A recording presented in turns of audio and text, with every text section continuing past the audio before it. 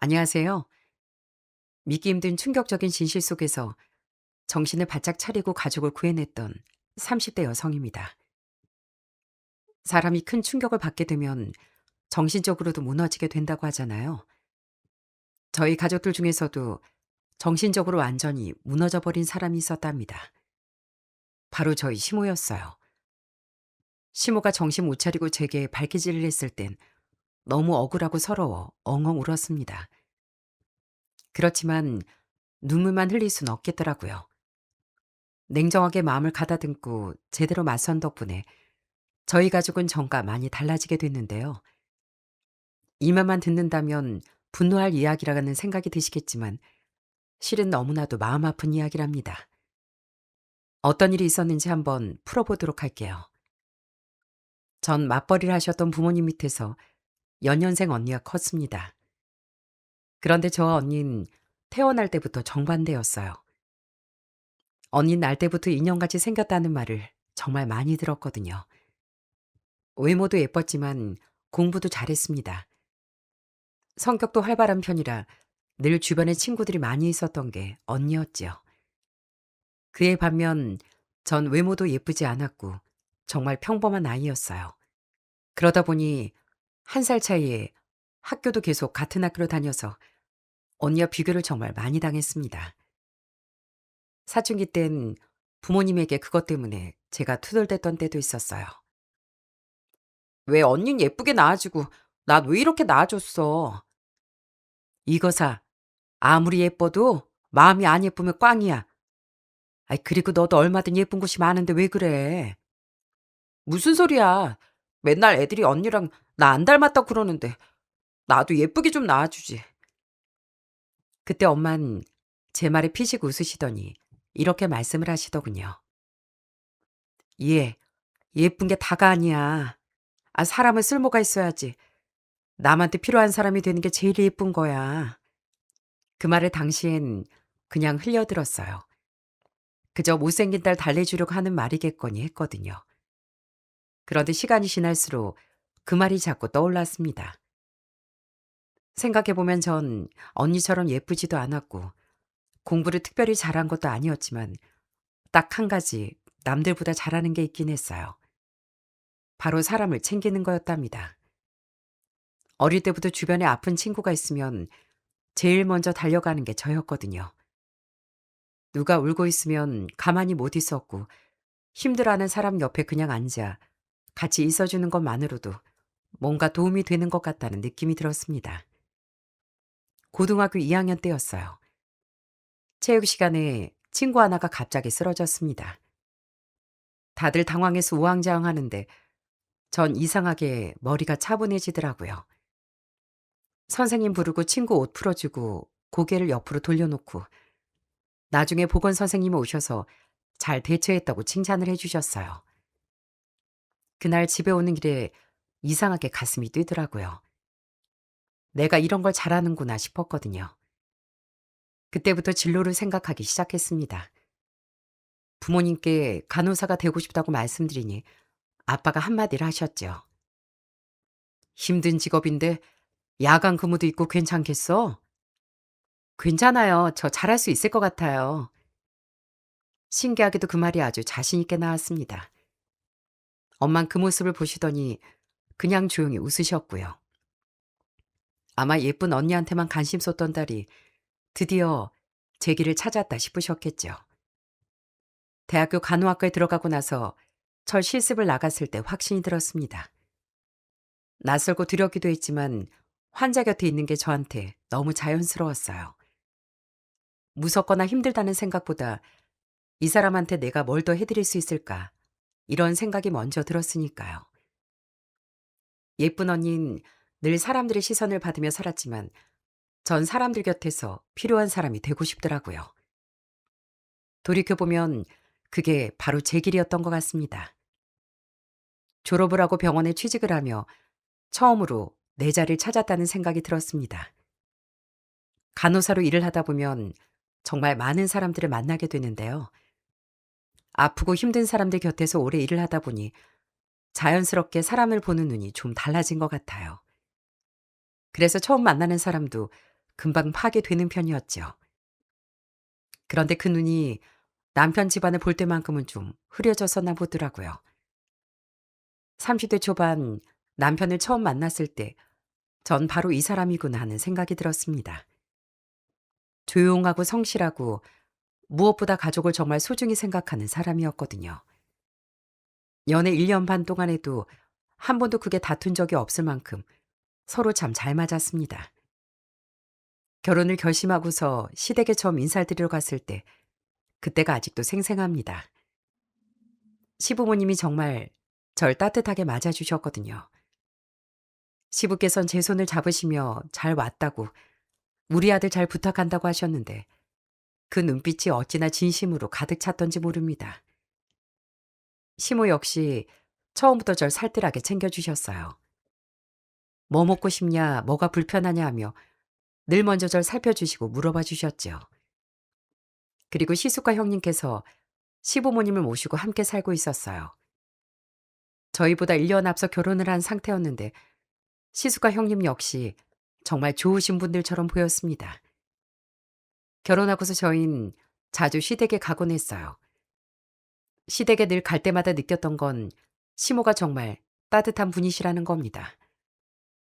처음엔 너무 절 아껴주시고 챙겨주시길래 제가 불편할까봐 더 신경 써서 그렇게 챙겨주시는 줄 알았어요. 그런데 남편 말을 들어보니 시모는 원래도 그렇게 따뜻한 분이셨더라고요. 그리고 다 그 이유가 있었답니다. 사실 엄마가 어릴 적에 자란 환경이 별로 좋지 못하셨대. 가족들도 전부 다 일찍 세상을 떠나셔서 난 아주 어릴 때나 친척들 봤지. 커서는 엄마 쪽 친척들은 거의 본 적이 없거든. 그러다 보니 엄마가 가족이라면 정말 끔찍하게 생각하셔. 아, 그렇구나. 난 어머님이 내가 시집 온 지 얼마 되지 않아 불편할까 봐 더 배려해 주신다고 생각했어. 괜히 신경 많이 쓰시는 것 같아 편하게 대해 주시라고 얘기하려고 했거든. 엄마 성격도 원래 모질말 못하는 분이기도 한데 할머니도 엄마한테 정말 잘해 주셨거든. 왜 내리사랑이라잖아. 엄마가 그래서 형수님도 정말 예뻐하셨어. 들어보니 시모께선 가족의 귀중함을 누구보다 잘 알고 계시는 분이었고 그래서 시집온 며느리들을 정말 예뻐하셨던 겁니다. 시부도 참 따뜻하고 좋은 분이었지만 시모는 뭐든 다 포용해 주실 것 같은 포근함이 있는 분이었어요. 가족들에겐 하나라도 더 해주려고 노력하셨고 며느리들을 진짜 딸처럼 아끼셨답니다. 시몬 항상 절 볼 때마다 칭찬을 아끼지 않으셨어요. 이것도 아깝고 저것도 아깝다며 절 너무 예뻐하시는 거 있죠? 그때마다 전 기분이 좋아 물었습니다. 어머니, 진짜 저 예뻐요? 저기 저 연예인보다도요? 아니죠? 에이, 그건 아니잖아요. 아유, 아니야. 아, 우리 며느리가 훨씬 예쁘지. 에이, 진짜요? 뭐 거짓말 하시는 거 아니세요? 누가 봐도 저 사람이 예쁘잖아요. 아니라니까. 진짜 우리 며느리들이 세상에서 제일 예뻐. 아, 진심이야. 전 시모가 저 듣기 좋으라고 하신 말씀인 줄 알았는데 형님이 시집 오셨을 때도 그렇게 시모가 예뻐하셨다고 하시더군요. 어찌나 절 챙겨주셨던지 제가 시집 오고서 연달아 휴일이 있었던 때가 있었는데 그때 시모가 직접 며느리들만 데리고 여행을 가셨던 적도 있습니다. 여행 경비도 다 시모가 대주시고요. 형님과 전 손 하나 까딱 안 하고 여행을 오로지 즐길 수 있게 다 준비를 해 놓으셨답니다. 그때 셋이서 바다에 갔었는데 사진을 찍다 시모가 저와 형님 손을 잡으시더니 정말 기뻐하시며 얘기하신 게 있었어요. 내 평생 딸 하나 낳고 싶었는데 아무리 노력을 해도 셋째는 안 생기더라고. 근데 이제 와서 생각해보니 아, 이렇게 예쁜 딸 같은 며느리 올 거라고 나한테 셋째는 안 주셨나 보다. 내가 얼마나 복이 많은 여잔지 몰라. 어머님, 정말 저희 딸처럼 생각하실 거예요? 나중에 동서랑 저랑 너무 딸처럼 행동한다고 미워하시면 안 돼요. 아유, 그럼 당연하지. 우리 며느리들이 얼마나 예쁜데 아, 미워할 구석이 어디 있다고. 요즘 흔히 딸 같은 며느리는 없다고들 하잖아요. 그런데 저희 시어머니는 정말 저희를 딸처럼 예뻐하셨답니다. 뭐라도 시키면 몸 상할라 시댁에 가면 꿈쩍도 안 하고 앉아 쉴 때가 많았어요. 시댁에서 먹는 메뉴들은 전부 다 저희 며느리들이 좋아하는 메뉴들 위주였고요. 김장철이 되면 시댁은 소소한 행사처럼 다 같이 모여 김장을 했었네요. 배추를 절이고 양념을 버무리며 같이 일을 했는데 전 그게 전혀 힘들거나 지치지 않았습니다. 오히려 재밌고 즐겁더라고요. 시모는 직접 배추소를 넣는 방법도 하나하나 알려주시며 저를 챙겨주셨답니다. 보연아, 봐라. 이렇게 안쪽으로 꼭꼭 담아 넣어야 나중에 맛있어. 오늘 본인이 한 건 본인이 가지러 가기로 했으니까 먹을 만큼 해서 가지고 가면 돼. 어머님, 저 실은 김장 처음 해봐요. 주변에서 김장할 때 진짜 힘들다고 했는데 이렇게 하니까 재밌네요. 그래? 아유, 재밌다면 다행이네. 힘들면 그만해도 돼. 이따 수육 삶아서 막걸리 먹자. 늘 배려 넘치고 따뜻한 시모 덕분에 시댁 분위기는 항상 훈훈하고 좋았습니다. 명절이라고 해서 달라지는 것도 없었어요. 오히려 명절엔 길게 쉰다며 다 같이 음식을 만들고 여기저기 근교로 드라이브를 다니며 명절 음식도 먹고 같이 시간을 보내곤 했습니다. 그렇게 시댁 식구들과 다 같이 보내며 찍은 사진들도 정말 수백 장 이상 될 정도였어요. 사이가 이렇게 좋으니 하루하루 추억을 쌓아가는 게 너무 행복하고 좋았습니다. 그때가 정말 행복하고 좋은 시기였다는 건 지나고 나서야 알게 됐어요. 남편은 저희 집에도 정말 잘했습니다. 부모님께 저보다 더 많이 연락도 하다 보니 제가 말하지 않았던 것도 엄마 아빠가 먼저 알고 계실 때도 많았어요. 하루는 엄마가 건강검진으로 내시경을 받으셔야 해서 보호자가 필요했었는데 제가 일 때문에 같이 가지 못했을 때가 있었습니다. 엄마한테 그 얘기를 꺼내려고 전화를 드렸더니 엄마가 웃으며 제게 얘기를 하시더군요. 바로 남편이 먼저 엄마에게 전화를 했다는 겁니다. 예, 걱정 마라. 이서방이 엄마한테 전화해서 내일같이 병원 가기로 했으니까 이서방 내일 반차 쓴다더라. 뭐? 남편이? 나한텐 그런 소리 안 하던데 오해 실 거라고 한 게 엄마 병원 가려고 그런 거였어? 아휴, 너한텐 아직 얘기를 안 했구나. 안 그래도 너 일 있어서 못 갈 것 같다고 자기가 대신 간다고 그러더니만 이서방만한 사이가 요즘 어디 있겠니? 아, 딸보다 더 자주 전화해서 안부를 묻고 말이다. 너 이서방한테 진짜 잘해야 되겠다. 솔직히 사이가 친정 부모님을 살뜰히 챙긴다는 게 쉬운 일은 아니잖아요. 그런데 남편은 정말 저희 부모님을 친부모처럼 살뜰하게 챙기고 모셨습니다. 그런 남편을 보며 전 더 시댁에 잘해야 되겠다고 생각을 했었어요. 그렇게 행복한 하루하루를 보내고 있던 어느 날 더 기쁜 소식이 들려왔습니다. 그때가 제가 결혼하고서 2년 차였는데 형님이 임신을 했다는 거였어요. 사실 시숙낸 결혼한 지 3년 차가 지나고 있었고 임신을 여러 번 시도했지만 잘 되지 않았던 상황이었거든요. 한 번도 시부모님이 내색하신 적이 없었는데 속으로 얼마나 걱정하고 기다리고 계셨겠습니까? 그래서 그런지 형님의 임신 소식을 들으시곤 정말 눈물을 펑펑 흘리실 정도로 시부모님이 무척 기뻐하시더라고요. 당연히 형님의 임신 이후 시부모님은 정말 형님을 신주단지 모시듯 아끼셨습니다. 어느 날 시댁에 갔더니 못 보던 차가 집 앞에 세워져 있는 걸 보게 됐어요. 시댁의 2층짜리 주택이었거든요. 바로 대문 앞에 세워져 있길래 시댁에 들어가면서 전 물어봤습니다. 어? 아버님, 대문 앞에 무슨 차 한 대가 세워져 있는데요. 저거 누구 차예요? 저거 네 형님 차야. 임신해서 출산하면 아무래도 큰 차가 필요하지 않겠냐. 그래서 내가 한 대 사줬다. 와, 진짜요? 아버님 진짜 멋쟁이세요. 어떻게 차를 사주실 수가 있어요? 우리 며느리가 귀한 손주를 품었다는데 당연히 저 정도는 해줘야지.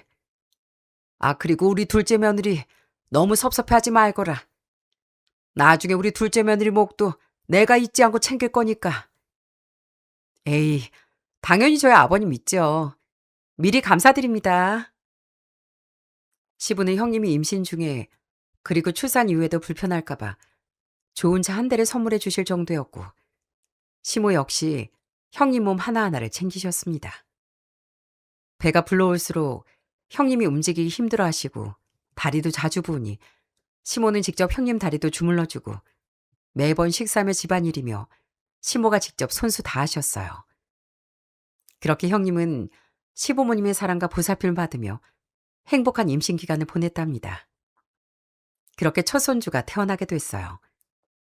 그런데 아이가 태어나고 나서 시댁은 완전히 뒤집어지고 말았습니다. 처음엔 저희 모두 그 사실을 모르고 있었어요. 그런데 시댁에 갔더니 산후조리원에서 집으로 돌아온 형님과 시숙의 사이가 너무 이상해 보이는 겁니다. 서로 대화도 안 하고 본체만 채 눈도 안 마주치길래 처음엔 싸운 줄로만 알았습니다. 시부모님도 그렇게 생각을 하셨고요. 어머님, 혹시 아주버님이랑 형님 뭐 다투신 거예요? 왜 아무 말도 안 하시지? 아유, 그러게 말이다. 요 근래 둘이서 얘기하는 걸 통 못 보고 있어. 큰아들한테 물어봐도 별말도 안 하고. 에휴, 큰애가 얼마나 속이 타겠니? 출산한 지도 얼마 안 됐는데 아들이 참아도 100번 참아야지. 아유, 왜 저러나 몰라. 시숙은 입을 꾹 다물고 왜 사이가 안 좋은지 얘기도 하지 않고 형님 역시 아이만 보며 별말을 하지 않았습니다. 둘 다 입을 다물고 있으니 다른 식구들도 물어볼 수가 없었어요.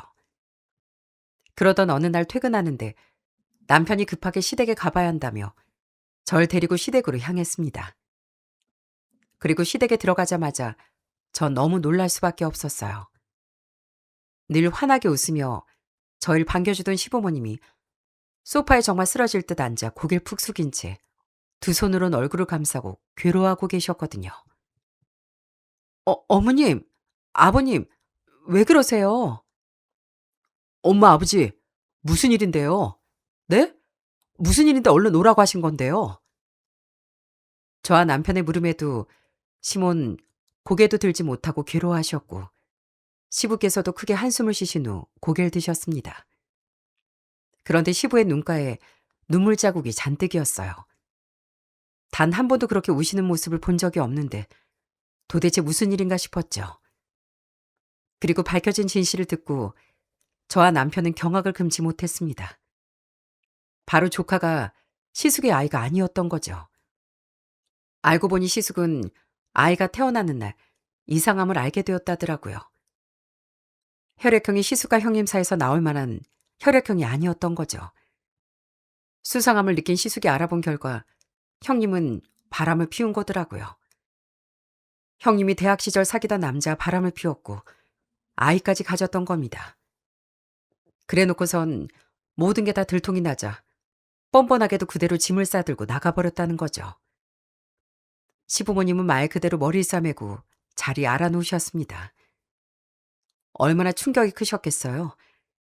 그렇게 예뻐하던 큰며느리가 뒤에선 그런 행각을 벌이고 있었으니 말도 못하게 충격이 크셨겠죠. 그리고 시숙은 그 이후 매일 술만 마시며 살았어요. 저와 남편은 시부모님과 시숙이 걱정돼 시댁에 자주 찾아갔는데 갈 때마다 시숙은 방에서 나오질 않으시더라고요. 남편이 시숙의 방에 들어가면 방바닥에 소주병이 굴러다녔어요. 남편은 그런 시숙의 방을 조용히 정리를 해줬습니다. 저 역시 시댁에 가선 시부모님 드실 밥을 준비하고 시숙방에 조금이라도 먹을 밥을 넣어줬어요. 그렇지만 시부모님과 시숙은 식음을 전폐하고 그 자리에 가만히 누워있기만 했습니다. 형님이란 그 뻔뻔한 여잔 끝까지 사과 한마디 없더라고요. 결국 소송으로 시숙은 이혼을 하게 됐습니다. 그런데 이혼을 하고 얼마 지나지 않아 충격적인 사건이 벌어지고 말았습니다. 새벽부터 걸려온 한 통의 전화로 시댁의 상황은 완전히 달라지게 됐어요. 잠결에 전화를 받은 남편은 기겁을 하며 일어나더니 황급하게 절 깨웠습니다. 여보, 얼른 일어나봐. 우리 얼른 가야 돼. 뭐야, 왜 그래? 형이, 형이 사고가 났대. 그렇게 허겁지겁 남편과 함께 간 곳은 바로 병원이었습니다. 그리고 그곳에서 이미 세상을 떠난 시숙을 만나게 됐어요. 시숙은 형님의 배신에 대한 충격으로 세상을 등지고 만 거였습니다. 얼마나 억울하고 분했으면 저렇게 세상을 떠나버렸을까 하는 생각에 눈물이 멈추지가 않더라고요. 시몬 장례식 내내 몇 번이나 혼절을 하셨습니다. 아무것도 드시지도 마시지도 못하고 오열하는 시모 곁에서 저 역시 눈물을 흘릴 수밖에 없었어요. 시부와 남편은 힘겹게 시숙의 장례를 치렀고 그렇게 저희들은 눈물로 시숙을 보내드리게 됐습니다. 형님이었던 그 여잔 끝까지 장례식장에 모습을 보이지 않더라고요. 그 집안 식구들도 한번 와보지도 않았고요. 시숙 장례식장에 나타날 용기도 없었겠지만 솔직히 염치가 있는 사람이라면 사죄를 해야 하는 거 아닌가 생각을 했어요. 그런데 장례식 이후로 시몬 조금씩 달라지기 시작했습니다. 처음엔 그냥 충격으로 좀 힘들어 하시는 줄만 알았습니다. 밥도 잘 안 드시고 멍하니 앉아있는 날이 많아졌는데 시간이 지나면 나아지시겠지 생각을 하고 그렇게 지켜보고 있었죠. 그런데 시간이 지날수록 증세가 이상해지는 겁니다. 어느 날은 시댁에 갔더니 시모가 웬일로 식탁에 밥을 차려놓고 앉아 계시더군요. 그동안 집안일도 못하고 내내 멍하니 계셨던 분이라 저희 모두 깜짝 놀랄 수밖에 없었어요. 시부께서도 잠시 집 앞 슈퍼에 다녀오시겠다고 하시고서 집에 들어오시고서 놀라셨습니다. 그런데 그때 시모가 앉아 계시던 자리 앞으로 수저를 두시고선 호공에 대고 말을 하시는 거였어요. 아들, 왜 이제 왔어? 얼른 밥 먹어. 시모의 그 말에 그 자리에서 전 그만 굳어버렸어요. 너무 놀라 시모에게 되물을 수밖에 없었죠. 어, 어머님, 지금 누구한테 얘기하시는 거예요? 엄마, 왜 그래? 뭐 하는 거야? 그런데 시몬 저의 말에도 아무런 말도 하지 않고 그대로 다시 빈 의자를 향해 웃으며 말을 하시더라고요. 왜 아들, 엄마 밥 먹고 싶다며. 얼른 밥 먹어 아들. 다 식겠다. 시모 행동에 저와 남편 모두 경악을 금치 못했고 전 두 손으로 입을 가렸습니다. 그리고 슈퍼에서 돌아온 시부께선 소스라치게 놀라시더니 시모에게 달려가셨어요. 여보, 대체 왜 그러는 거야? 왜 그래?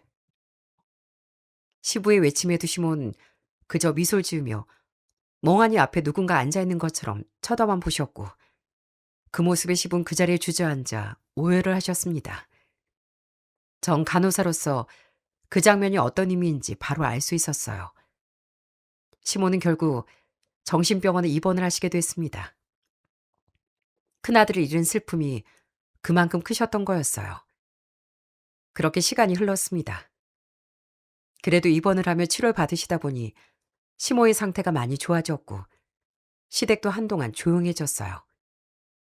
시모가 입원해 계신 동안 시부 혼자 시댁을 지키셨는데 혼자 텅 빈 집을 지키고 계신 모습이 얼마나 쓸쓸해 보였는지 모릅니다. 그런 시부가 신경 쓰여 저와 남편은 매일같이 찾아가 밥도 챙겨드리고 말동무도 해드리려고 노력했어요.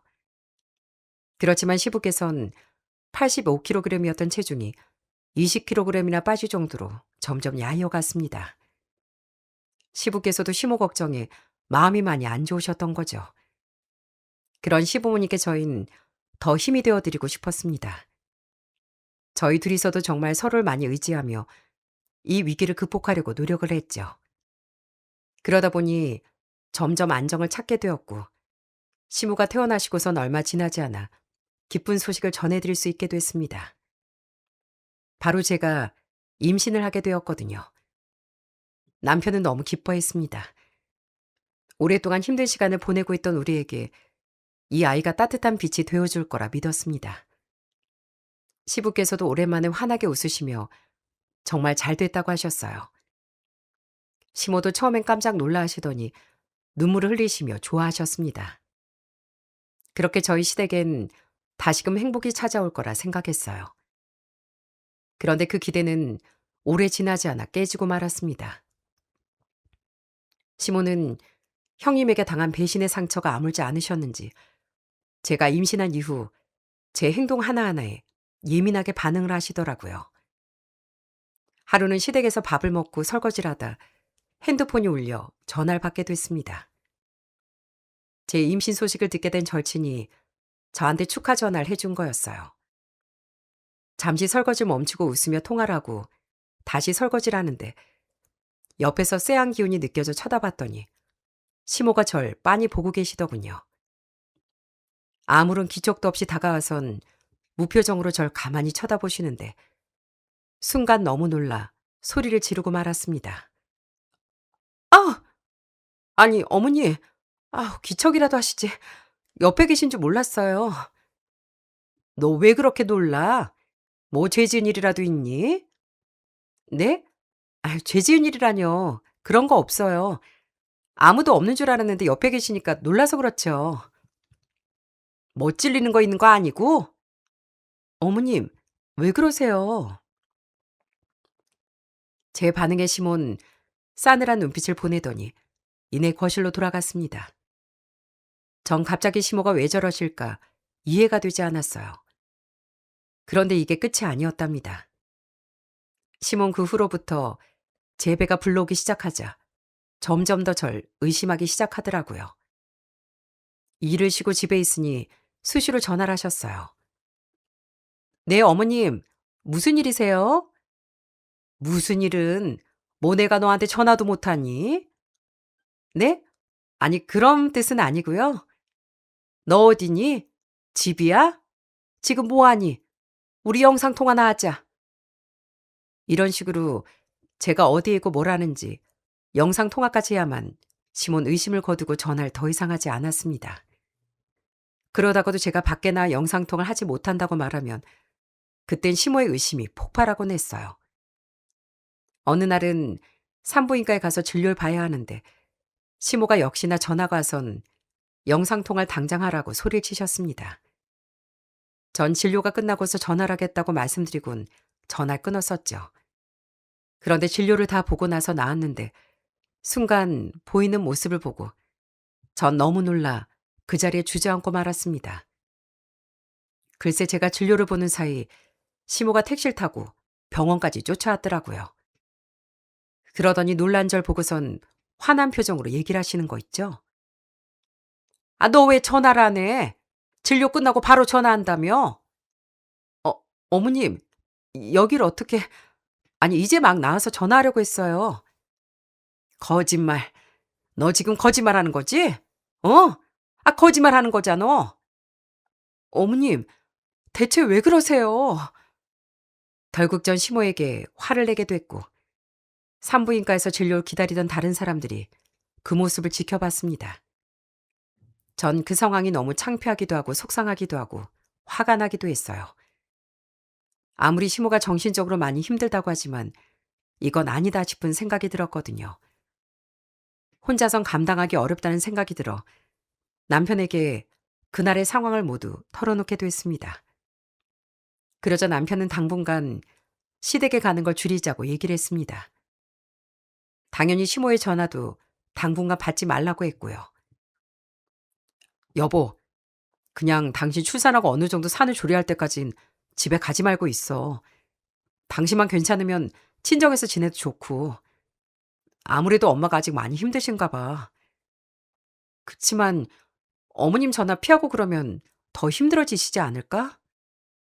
나랑 아버지가 어떻게든 엄마를 달래봐야지. 그러니까 너무 걱정하지 마. 사실 전 시모가 너무 걱정이 됐지만 그렇다고 계속 시모에게 이런 식으로 시달릴 수는 없다는 생각이 들었어요. 그 후 남편은 몇 번의 휴가를 내 시댁에서도 지내고 그러며 시모를 달래고 괜찮아질 수 있도록 많이 노력을 했네요. 저에겐 크게 시댁 일에 신경 쓰지 않도록 중간에서 정말 열심히였습니다. 그렇게 만사까지 전 아이를 건강하게 잘 품을 수 있었어요. 그러는 사이 시부의 건강이 많이 나빠지셨고 결국 탈이 나고 말았습니다. 시모도 그렇지만 시부께서도 정말 힘드셨거든요. 아들을 잃은 슬픔뿐 아니라 아내까지 힘드니 시부가 끝내 몸이 약해지시다 보니 쓰러지셨답니다. 올해 입원도 못하시고 겨우 수액 한번 맞고서는 퇴원하신 시분. 집에 오셔서도 시모를 돌보시느라 자신의 몸을 살피지도 못하셨어요. 남편도 일이 끝나고서 시댁에 왔다 갔다 하며 시댁 집안일을 거들었지만 다 챙기지 못하는 상황이었고요. 이 상태에서 어떻게 제가 가만히 있겠습니까? 그래서 시댁으로 가 시부를 좀 도와드리기로 했습니다. 어차피 시부도 계시고 그러니 시모가 제게 뭐라 하시진 못할 거라 생각했거든요. 그렇게 시댁에 도착하니 시모는 절 본체만 채 하시더군요. 차라리 잘 됐다 싶었죠. 얼른 청소하고 반찬이나 이것저것 챙겨드리고 가야 되겠다고 생각했죠. 그렇게 청소를 시작하고서 시댁의 이것저것을 손수 닦았어요. 시숙이 떠나고 난 후 시댁은 전과 정말 많이 달라졌습니다. 시모가 살림을 잘하지 못하시니 아무래도 시부 혼자 깔끔하게 정리하기란 쉽지 않은 모양이었어요. 켜켜이 쌓인 먼지들 털어내고 닦아내면서 저도 참 마음이 아프더군요. 그렇게 손걸레질을 하고 청소를 하고 있는데 누군가 제 뒤에서 다가오는 소리가 들리더라고요. 처음엔 시부인 줄 알았습니다. 그런데 고개를 돌려 확인해 보니 시모더라고요. 어? 어머님, 왜요? 뭐 필요한 거 있으세요? 아니다. 그러더니 시몬 식탁 의자를 꺼내더니 거기에 가만히 앉아 계시더라고요. 별말 없이 제가 하는 걸 그냥 지켜보시는 걸 보고선 저도 별 생각 없이 하던 청소를 계속하고 있었고요.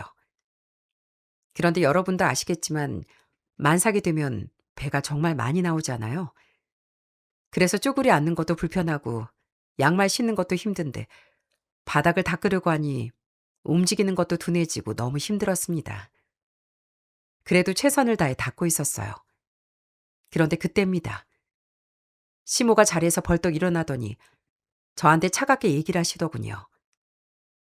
이해, 너 지금 임신한 거 티내니? 그렇게 바닥을 닦으면 어떡해. 때가 안 지자, 너 때가. 좀 박박 닦어. 그렇게 대충대충 닦아서 언제 다 청소할래? 시모의 말에 전 고개를 들어 시모를 올려다봤습니다. 그런데 절 바라보는 시모의 눈빛이 이상하더라고요. 마치 분노에 찬 듯한 표정으로 절 내려다보는데 순간 저도 좀 놀라 시모에게 말을 하려고 했습니다. 그리고 그 순간 전 그 상태로 그대로 넘어질 수밖에 없었네요. 바로 시모가 제 옆구리를 발로 차버렸기 때문이었죠. 중심을 잡지 못한 채 바닥에 그대로 나뒹굴게 된 전 숨이 턱하고 막혔어요. 아! 어머님, 왜 그러세요? 왜? 아프니? 아파? 사람 뒤통수 쳐놓고선 이 정도로 아파? 어머님, 그게 무슨 소리예요? 저한테 대체 왜 그러시냐고요? 전 왈칵 눈물이 쏟아졌습니다. 너무 억울하고 서럽고 아파 눈물이 멈추질 않는 거예요. 그 모습을 보고선 시모가 절 비웃으며 한마디를 했습니다. 아이, 울긴 왜 울어? 잘못한 건 넌데 왜 우냐고, 왜? 그때였어요. 갑자기 배가 싸르르하더니 뭉치기 시작했습니다. 그전까지 조금 당기는 느낌이 있었는데 그 느낌이 강하게 오더군요. 이전에 한 번도 느껴보지 못한 통증에 전 당황해 그 자리에서 그대로 옆으로 웅크리고선 시모에게 말을 했어요. 어머니, 저 배가 아파요, 어머니. 저 배가 아파요. 아픈 척 하지 마. 어디서 아픈 척이야? 제 말에도 시몬 눈 하나 깜짝하지 않고 그 어떤 조치도 취하지 않았어요. 순간 전 너무 겁이 나더라고요. 그러다 시모의 큰 소리에 다른 방을 치우고 계시던 시부가 달려오시더니 제 상태를 보시고선 바로 119에 전화를 걸었죠. 그렇게 전 병원에 실려가게 됐습니다. 병원에서 검사를 했더니 이미 진통이 시작되고 있다고 하더군요.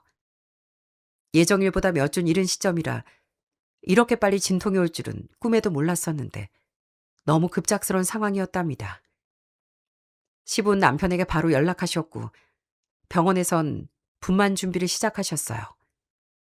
그런데 진통은 왔지만 아이가 아직 태어날 때가 아니었는지 어느 정도 진행이 되다 더 이상 밑으로 내려오지 않았습니다. 결국 자연분만 하지 못하게 됐고 급하게 제왕절개 수술을 받게 됐어요. 다행히 아이는 건강하게 태어났습니다. 저 역시 아이 얼굴을 확인하고선 바로 잠이 들었죠. 시모의 행각이 모두 알려지고서 시부도 남편도 정말 많이 놀랐습니다.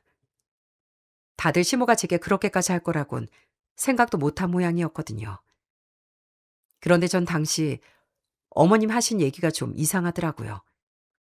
뒤통수를 쳤다는 말도 그렇고 제게 그렇게까지 적대심을 볼 이유가 없다는 생각이 들었거든요.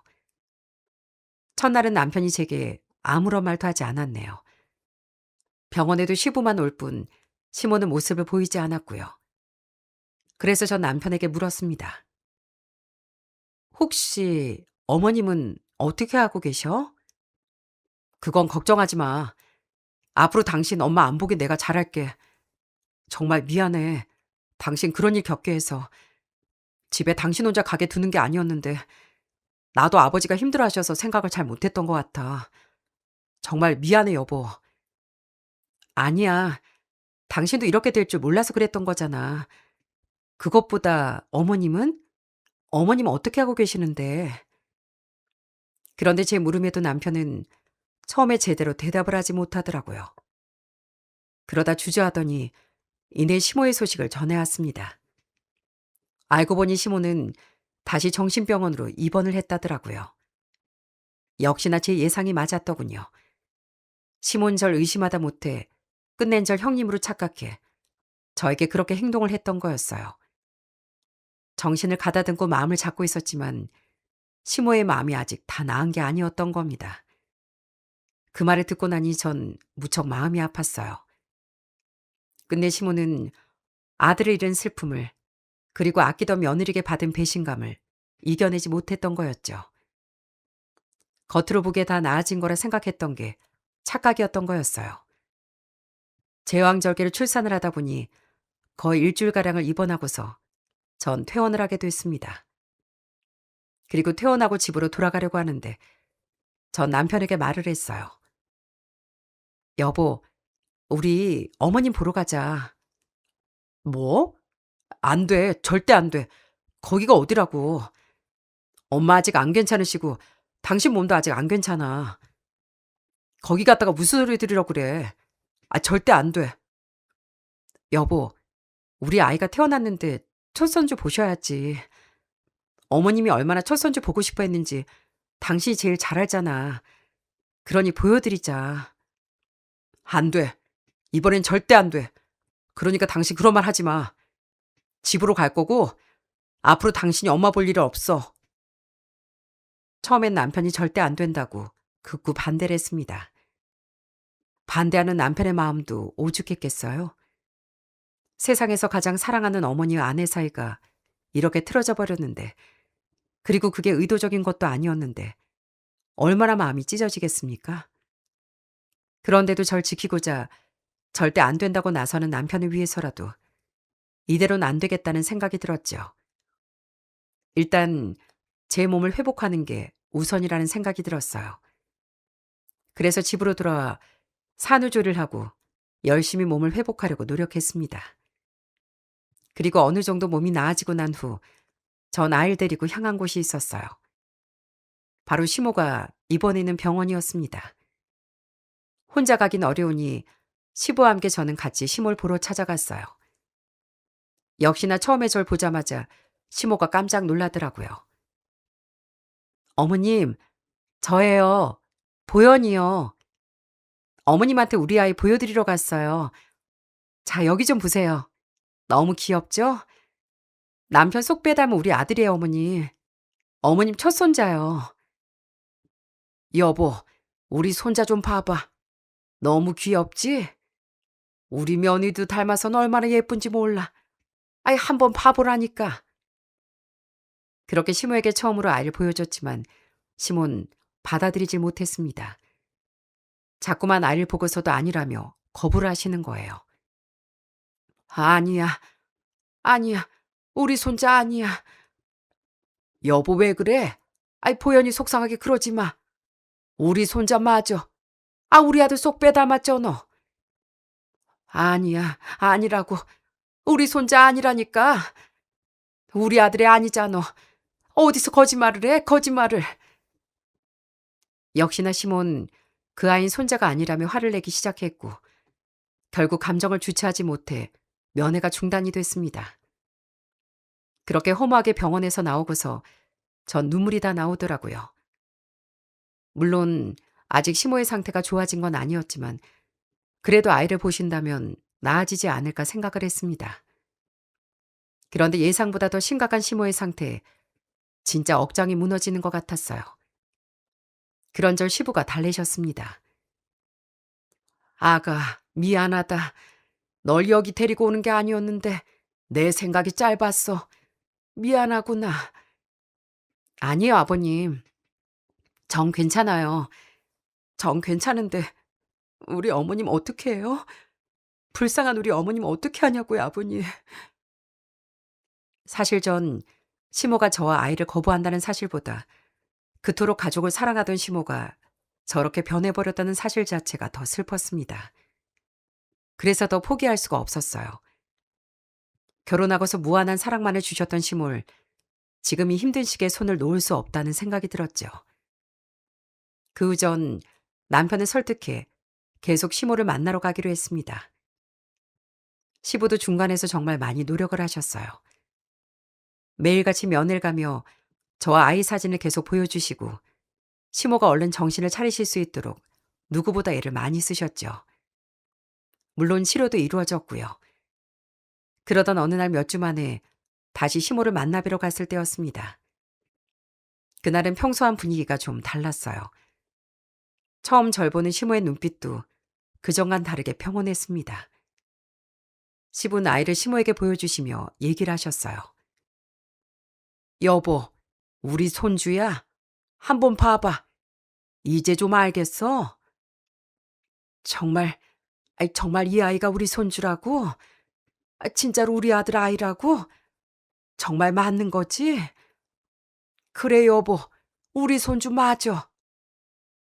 그러더니 시모의 눈빛이 한순간에 풀어지더니 마침내 시몬 저희 아이의 얼굴을 쓰다듬어 주시더군요. 그리고 눈물을 흘리셨어요. 처음으로 아이를 손자로 받아들이신 겁니다. 그 후 시모의 회복은 점점 빨라졌어요. 병원에선 전보다 치료도 적극적으로 받으시고 많이 좋아지셨다고 얘기를 하셨죠. 그리고 마침내 몇 달간의 입원 생활 끝에 시모는 집으로 돌아오실 수 있었답니다. 집에 오시고 나서도 저희 시모의 상태가 더 좋아질 수 있도록 노력했습니다. 이 병이라는 게 하루아침에 확 좋아지는 게 아니더라고요. 어느 날은 제가 시댁에 가선 거실에 큰 비닐을 깔았습니다. 예전에 시모가 제게 알려주신 것처럼 똑같이 김치를 담궈보려고 준비를 한 거였죠. 시모는 제가 부산스럽게 준비하시는 걸 보시더니 옆에서 조금씩 도와주시더군요. 그리고선 다 같이 둘러앉아 김장을 했습니다.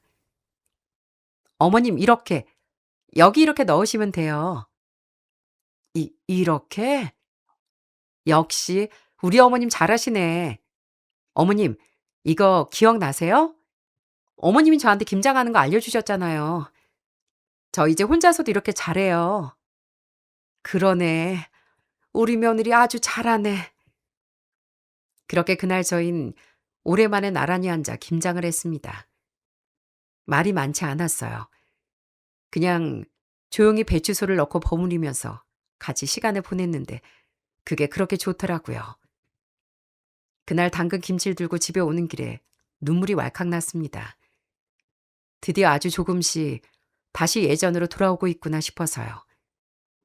그 후로 시모와 조금씩 일상을 함께 했습니다. 날씨가 좋은 날엔 같이 공원에 나가기도 했어요. 시모가 운동을 좋아하셨거든요. 예전에 저와 같이 다니시던 것처럼 다시 걸으셨습니다.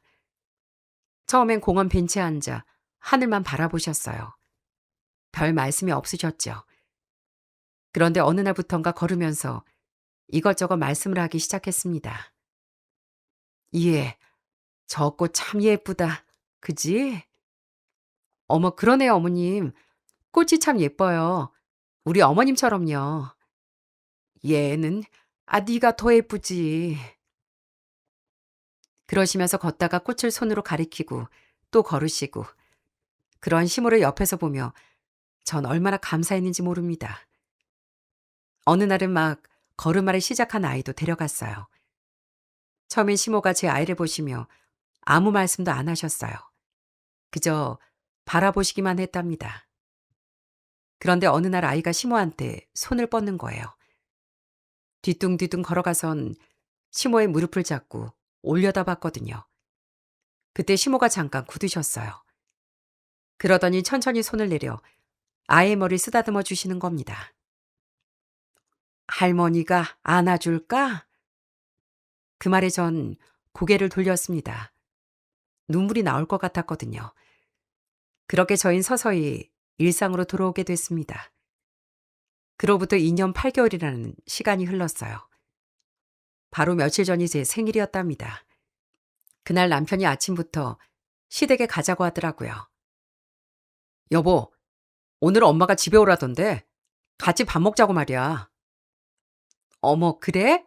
그럼 오늘 밖에서 맛있는 거 먹어야 되겠다. 그렇게 전 다 같이 오랜만에 외식할 생각으로 영문도 모른 채 시댁으로 갔습니다. 그리고 현관문을 열고 들어서는데 음식 냄새에 깜짝 놀랐죠. 뭔가 따뜻한 냄새였어요. 부엌에서 소리가 나길래 가봤더니 놀랍게도 시모가 뭔가 준비하고 계셨어요. 식탁엔 음식이 차려져 있었고요. 미역국도 있었고 갈비찜도 있었고 제가 좋아하는 반찬들도 있었답니다.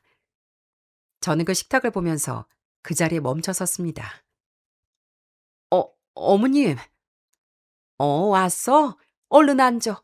밥부터 먹자. 아유, 열심히 한다고 했는데 너 입맛에 맞을지 모르겠다. 어머님, 이게 다 뭐예요? 이거 어머님이 다 하신 거예요? 그럼 우리 며느리 생일인데 생일상을 시어머니가 차려줘야지. 제가 너무 놀라 우두커니 서 있자 시모가 절 자리로 데려가 앉혔습니다. 제 앞에 시모가 앉았고 시부는 그 옆에 앉으셨고 남편도 아이를 안고 자리에 앉았어요.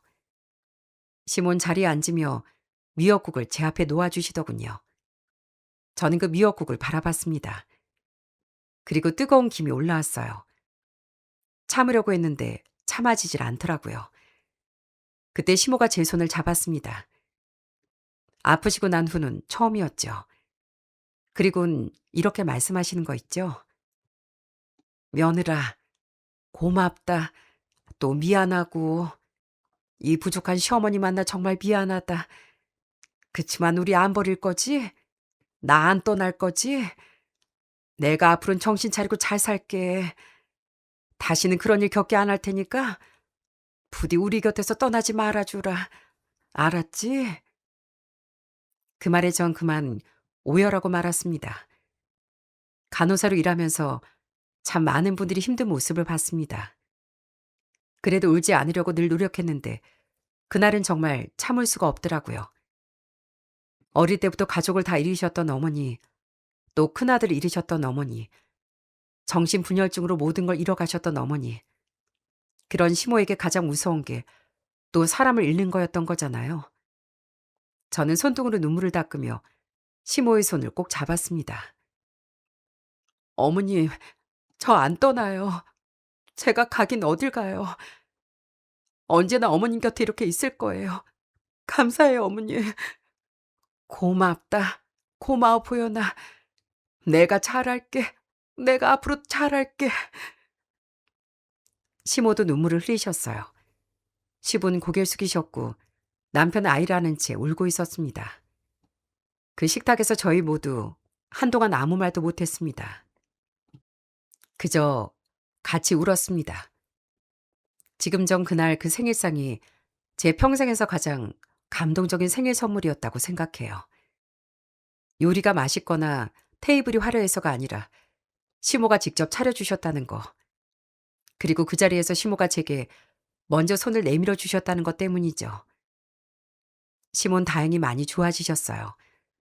물론 앞으로도 더 많은 시간이 필요하겠지만 지금 이 상황까지 온 것만으로도 충분하다고 생각합니다. 요즘 저희는 정말 더 자주 모여 시간을 보내고 있어요. 시부모님은 저희 아들을 너무 예뻐해 주신답니다. 저와 남편은 떠난 시숙님의 목까지 효도하려고 노력하고 있어요. 하늘에서도 시숙께서 더 이상 슬퍼하지 마시고 평온하셨으면 좋겠습니다. 저희 부모님도 이젠 누구보다 절 아껴주시고 저희 남편도 예뻐해 주시고 정말 진정한 가족의 사랑이 무엇인지 제대로 알게 된 것 같네요. 만일 그때 시모 행동에 제가 마음을 온전히 닫아버렸다면 어땠을까 생각해보니 정말 끔찍합니다. 끝까지 포기하지 않고 노력한 덕분에 저희 가족이 다시금 행복을 찾을 수 있었던 거라 생각하니까요. 앞으로도 저희 가족에게 어떤 일이 있더라도 저희는 포기하지 않고 노력할 겁니다. 한번 그렇게 힘든 일을 겪고 나니 마음 건강이 얼마나 중요한 건지 새삼 느끼게 되었네요. 이제 저희 아이도 어느 정도 커서 저도 간호사로 다시 일을 하고 있는데 정신이 건강해야 몸도 건강할 수 있다는 걸 많이 느끼고 있답니다. 팍팍하고 거친 세상을 살다 보니 몸도 마음도 힘겨움을 느끼는 분들이 참 많은 것 같더라고요. 그럴 때 더 자신을 탓하며 자책하기보단 한 번쯤 푹 쉬어가 보셨으면 좋겠습니다. 지금까지 제 이야기 들어주셔서 정말 감사드립니다.